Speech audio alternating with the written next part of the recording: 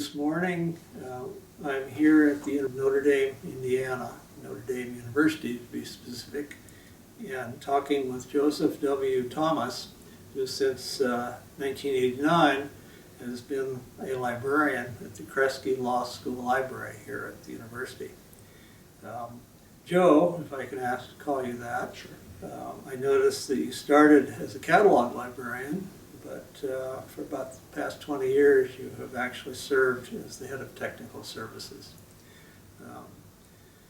I also want to mention, by way of introduction, that you not only are a librarian in the sense that that's what you do for work, but that is your faculty rank here at the university and in the law school. Kinds of things. I like to ask a little bit a question about your life, both today and then perhaps what it was like growing up. Could you tell us a little bit about that aspect? Well, I started off life as an Air Force brat. I was born in Puerto Rico at an Air Force base. But I mostly grew up in a small, kind of quintessential little town in downstate Illinois. Very much a farming community. My father was a teacher in the high school, and typical small town life, lots of school and sports activities, and driving to the big towns like Champaign and Bloomington. And from there I went off to college and ended up in libraries. So somehow I knew that last part of the line. Right. Yeah. Before we talk about that aspect of your life a little more, could I ask you if there are any particular hobbies, passions, other pursuits that you use to occupy time? Well, like a lot of librarians, I think I am an avid reader. I very much value the time I have to read, and as an old English major, I just have always gravitated toward kind of the sort of amateur intellectual life, I guess you might call it. Also very wrapped up in family life. I have 4 kids and a wife, and we spend a lot of time with each other and doing things together. And that fills most of my life. So. I take it the kids are still growing up. Well, we have quite a variety. We have one who's out of graduate school and been working for a couple years, and we've got a college kid, a high school kid, and actually have a 10-year-old we adopted a couple years ago. So, could we sort of talk now a little bit about your academic background? Sure. You have degrees. Can you tell us about those and where you got them? Yeah, I was an undergrad at the University of Kentucky, where I was an undecided major so long that I ended up just majoring in what I had taken most coursework in, which ended up being English and history, which I loved, but in thinking about what I wanted to do with those degrees, I ended up thinking, and I worked as an undergraduate in the main library on campus, and the work I did wasn't particularly interesting, mostly shelving books and doing some of the typical student work, but the atmosphere of the place was very appealing, and all the people who worked there seemed like people who were doing interesting things, smart people, in kind of a service orientation, and that appealed to me very much. So I started looking at library schools in my last semester, and ended up at the University of Chicago's library school program, which sadly doesn't exist anymore, but at the time was a really good program. And I really also wanted to try life in the big city, and so there was that part of that too. Mm-hmm. That was a lot of fun. That's where I met my wife. She was also in library school, and we've made a sort of dual. She didn't really go into librarianship. She then went on and get her PhD, and so some of my library work was based on where she would be going to school, and that's kind of how we got started. I imagine when she was working under dissertation and so on, you fill the role of both parents from time to time? Well, yeah, it was. Or did you have the family? Yeah, it was. We. She finished her coursework before we had any children, and then was working on her dissertation while having babies, and that was a little bit tricky. I think she defended her dissertation.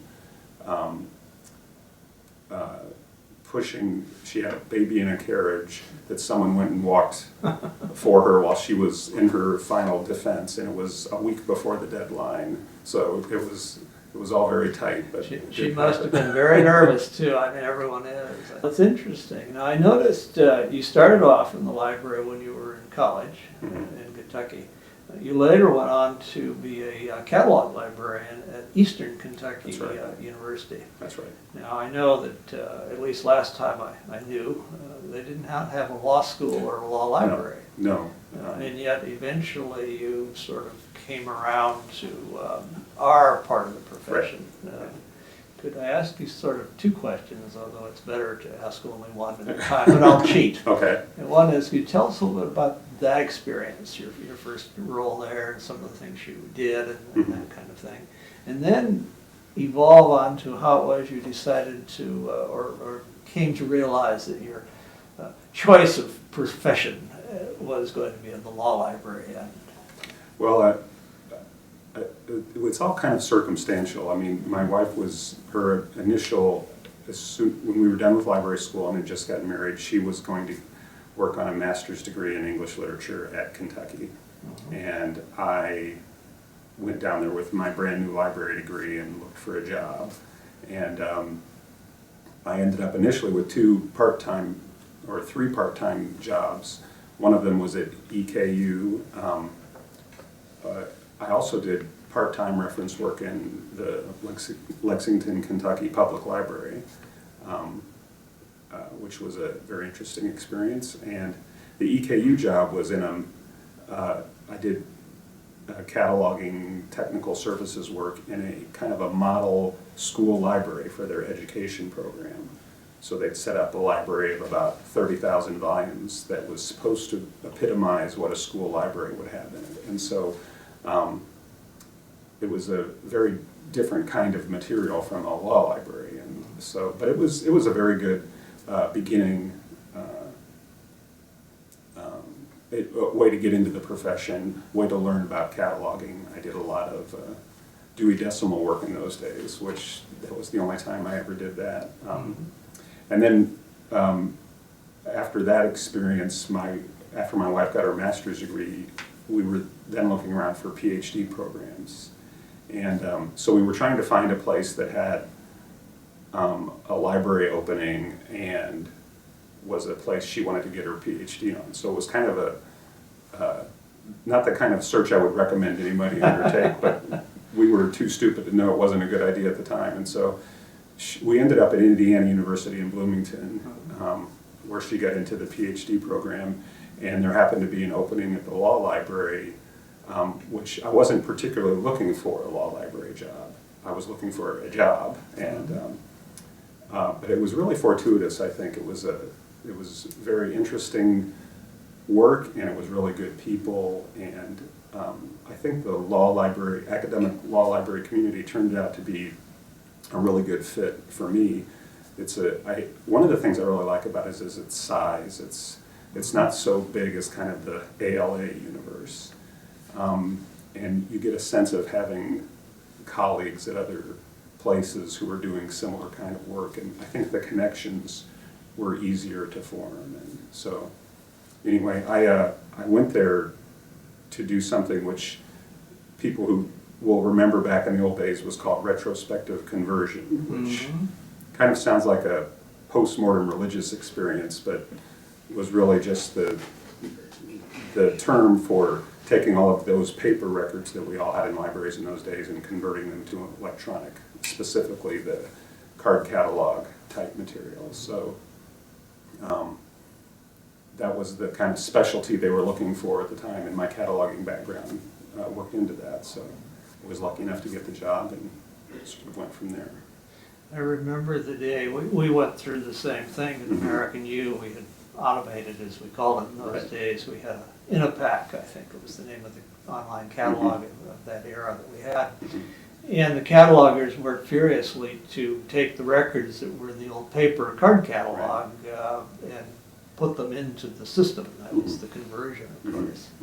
And then we had to do something with the old card catalog. It wasn't really needed anymore. Right. But initially, we parked it in a closed stack area, and that was fine. And then one day, the head cataloger came to me and said, "Pat, I think we ought to get rid of that thing." And I knew at that point everything was complete, and it was psychologically everyone was ready to move into what has now come as the norm of today's era. It was hard to let those go for a lot of us. Well, he put an awful lot of work. I mean, people did. I mean, that was a tremendous amount of labor-intensive work. We did have a shelf list in tech services, which we kept going much longer than the public catalog. And that was very hard for certain staff members to let go. I'm sure. Well, we were relying on it for a lot of information. That's right. And putting a lot of work into getting, That's right. making sure that information was there. That's right. Now, you had a stint, in addition to being in academics, and you were at the General Electric Corporate Legal Library for a while. Can you tell us a little bit about all that phase in your career? So after my wife was done with her PhD coursework, when it was time for her to write her dissertation, we decided we would try going to the East Coast for a bit, and for family reasons, it was moving to that part of the world was convenient for us at the time. So again, I was looking around for a position kind of in a geographic area, and the one at GE opened up, and I thought that would be a good experience. It was a little bit of a trial by fire because it was advertised, and I was hired to do technical services work for this pretty large corporate legal library. But really, I ended up probably doing about 80% of my time reference work, which I hadn't done much of before. At Indiana, I did do occasional weekend stints and had some familiarity, but nothing like that sort of all the time, and then more of the firm approach to reference as opposed to the academic approach, and get it for me yesterday, and fax machines were the sort of high-tech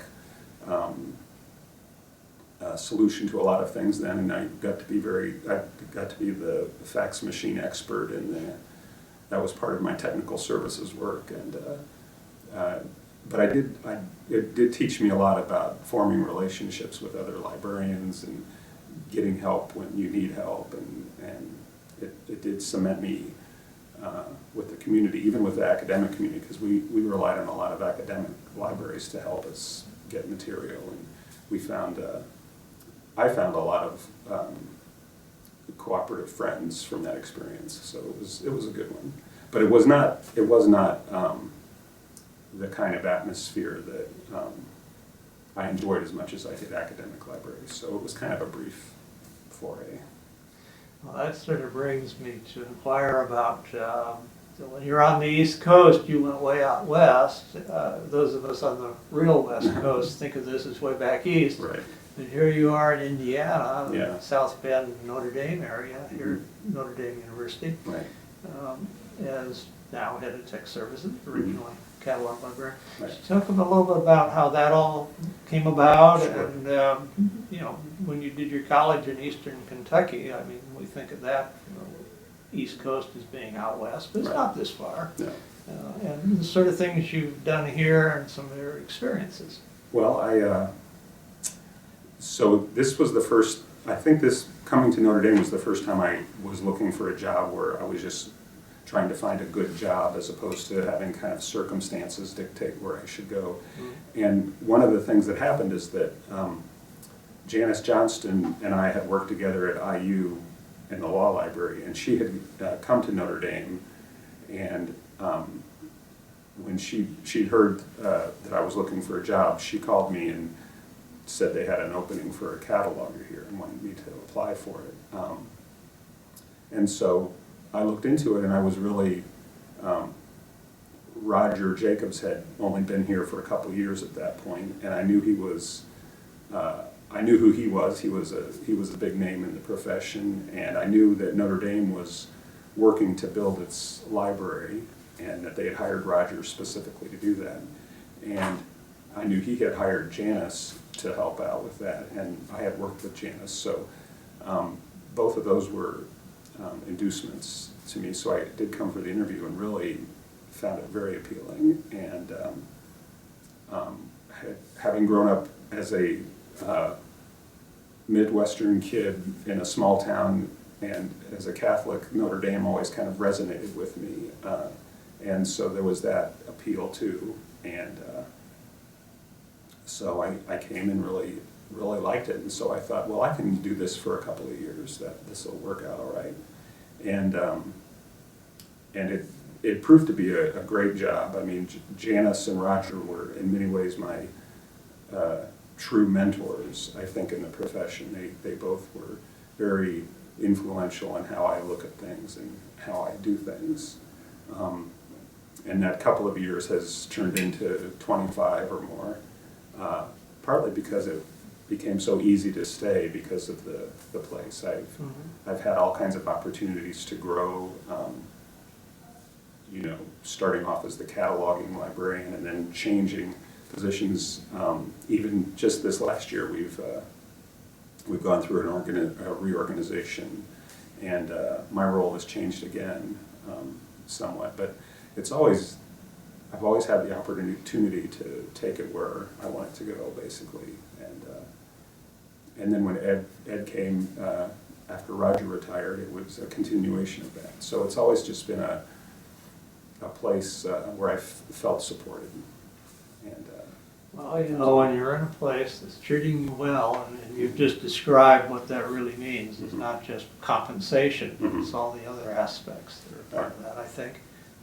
It is nice to settle in. Yeah. I mean, many of us did in our careers. I spent 30 years in my last job, shall we say. Right. Because, you know, it was the thing that I thought worked for me. Yeah. Well, then, you know, then Notre Dame has this tuition benefit, which they... oh, that's nice with kids coming up. Which, you know, we didn't have any children until we moved here, and they've all, you know, grown up knowing that this is a possibility. That makes it hard to leave too. So. Yeah. Excellent education, and very good reputation the school has, so, you know, that's not a bad combination. No. And then tuition benefits on the side, tax-free at the undergraduate level these days. That's even nicer. You don't even have to fork over to the IRS. That's right. That's right. Yeah, it is nice. Well, you've done obviously a lot here at the university. Some of it perhaps more broadly than in the law library, but your main thing in doing some of my background to see about what we might discuss today. The question has come up. You've been quite active in AELL and various professional associations. Well, specifically, I want to mention that you have been involved in the Committee on Relations with Publishers, and also in the Technical Services SIS Special Interest section, of which you were chair for a while. Right. Could you, sort of by way of introduction, could I ask you to talk about some of your professional involvement, both within those organizations, and perhaps more broadly, if there are things you'd like to mention? Well, I guess most of my professional development has been in the technical services wing of AALL, and that's where I've concentrated most of that. I think it's mostly kind of a self-education thing, is the way it works out. Is when you serve on a committee or you work on a educational program for the annual meeting or anything like that, I think it's a way of educating yourself. You work with other experts, you sort of test your ideas with people who may have differing opinions or can certainly give you better insights. And so all of that activity, I think, has been beneficial to me, and then I hope consequently beneficial to the library where I work. It's so most of it has been the various subgroups that kind of surround the technical services world. I've worked with the Innovative Users Group as that's the helps with understanding the way our system works a little bit better. The tech services groups have included work with the serials subcommittee, program presentations, and I guess just really committee meetings and attending the annual meeting and meeting with colleagues and working with colleagues long distance has all kind of contributed. I think of it as sort of integral to the day-to-day work I do, and it's all sort of tied in with that. So it's a little hard to pull it all into a sort of a resume, line by line presentation. It just seems like it's more organic than that. It's probably how it ought to be. Yeah. Works better that way. Well, it's the way it works for me anyway. Now, you have done a lot of things, but you've also had at least 2 recognitions of which I'm aware. One is the Rene D. Chapman Memorial Award for outstanding contributions to the technical services law librarianship, which is presented by the special interest section in ALL. And here at the university, in 2008, you received the university's Paul J. Foyk, is it pronounced correctly? Foyk. Award for service to the institution. Right.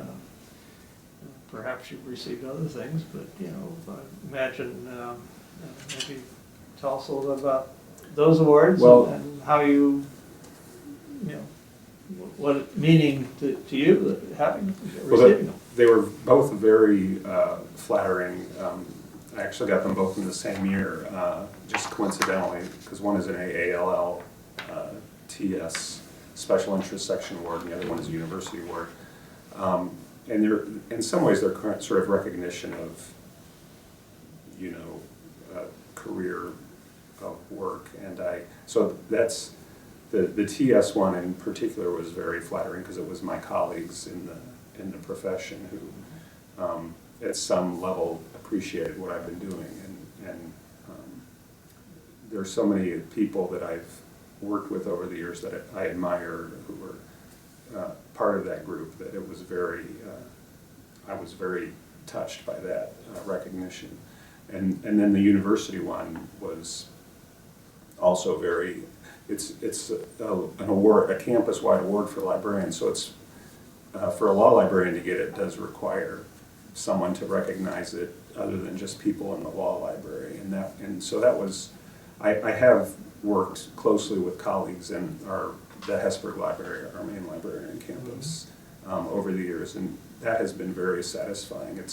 I think that's really, in an academic law library, having a good relationship with your main campus library is just very beneficial, and we've always had good relations with the people over there, and I'm very grateful to for their all the help we've received over the years, and that was a recognition of, I think, some of the sort of the cross-pollination that goes on, that we all help each other out as much as we can. So.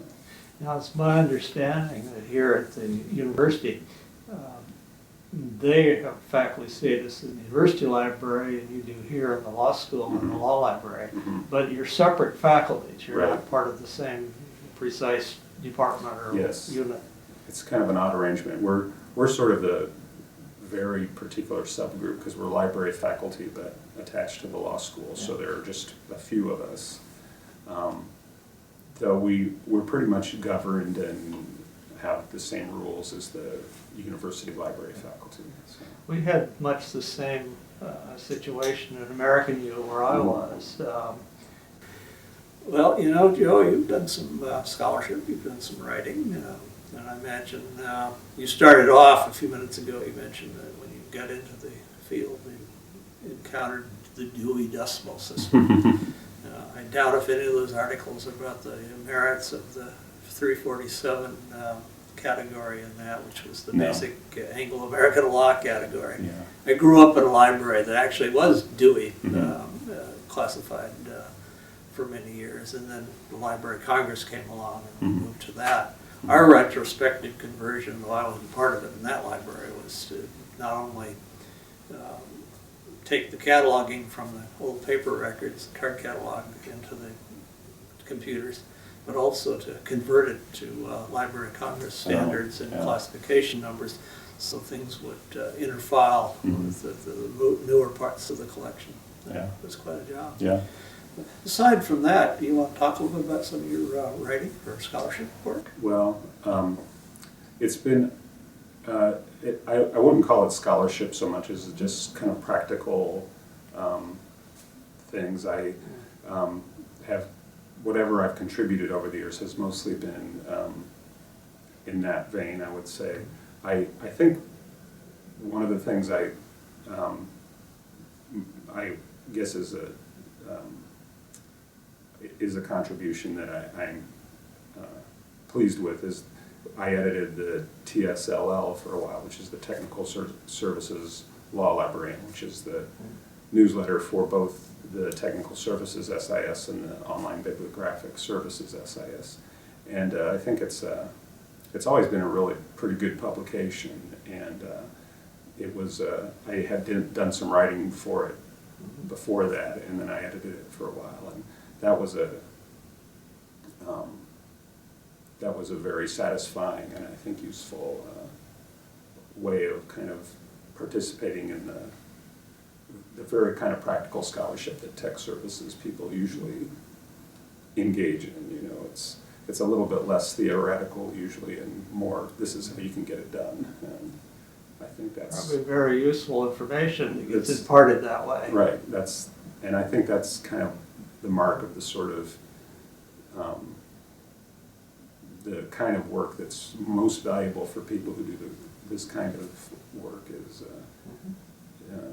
you know, it's good to have. I do think I could have spent more time trying to, you know, analyze the bases of classification and what it means in the larger universe, and that would have been fun to work on, but there just didn't seem to be as much need for that as there is for, you know, how do you get something done. And, well, you know, scholarship differs as do the appropriate credentials by field or discipline on a college campus. And librarianship, the normal terminal degree, is the master's in library science or whatever variant. I know there are people that have other degrees as well, and that's become more common than it once was. But in other disciplines, it's the earned PhD or whatever. And the definition of scholarship, I mean, you look at a major law faculty teaching and research and writing, and you'll see people writing treatises on the subject of, you know, torts or some aspect of it, or contracts or whatever the subject is. But in our field, the kind of work you've done is what's needed and what's considered scholarship. So I want to put my own 2 cents in here, as I notoriously do on these conversations, that what you've done is important and very helpful. well, I hope so. Well, sort of with that, now's your chance to rebut everything I've just said if you want, but it's our custom, Joe, to ask as we near the end of today's conversation if there's anything that we've not discussed that you would like to mention. Well, I think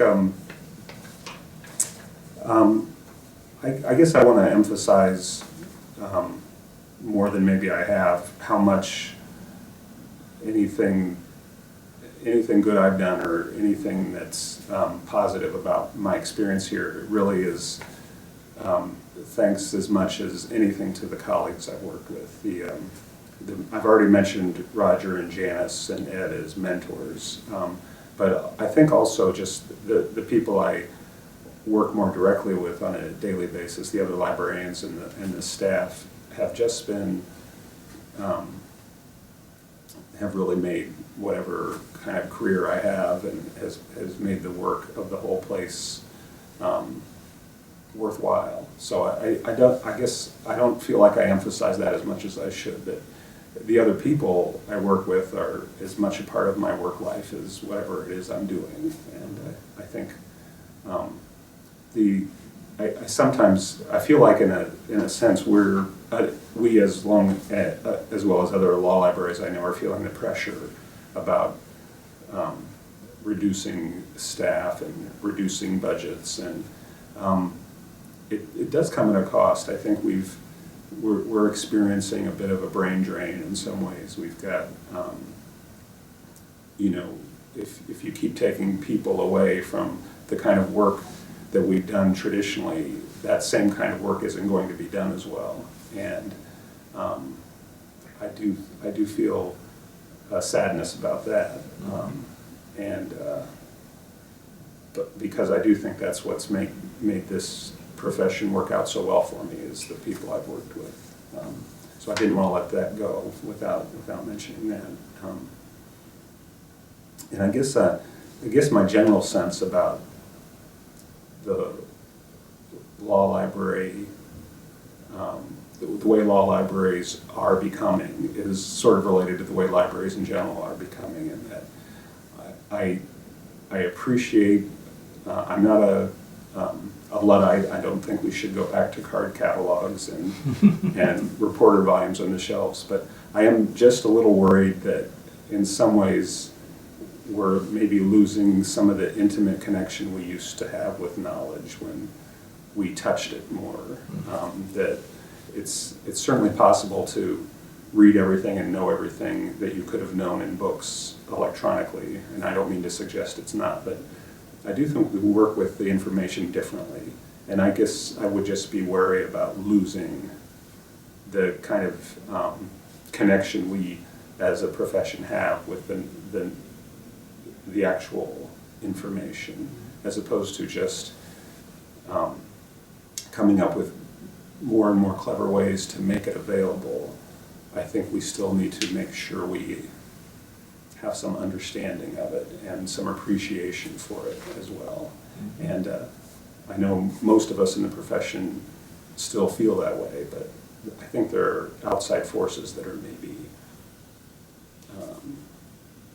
pushing us toward I guess a less robust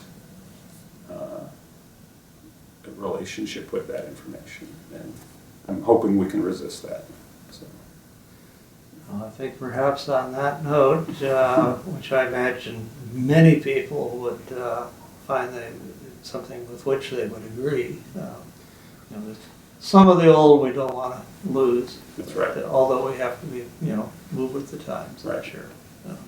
And on that basis, Joseph Thomas, I'd like to thank you for having this conversation today and giving our viewers some insights as to not only what you have done in the profession, but the profession itself in a broader sense.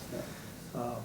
And in thanking you, I'm thanking you, of course, not only on my own behalf. I get the pleasure of sitting here across a little bit of space that we're using today for this conversation, but also on behalf of our colleagues Michelle Wu, Frank Hodak, and Dick Spinelli, with whom I have the pleasure and honor of working to compile this oral history of law librarianship for the Hein Online portion of Spinelli's Law Library Reference Shelf. Thank you again for being part of this today. Thank you.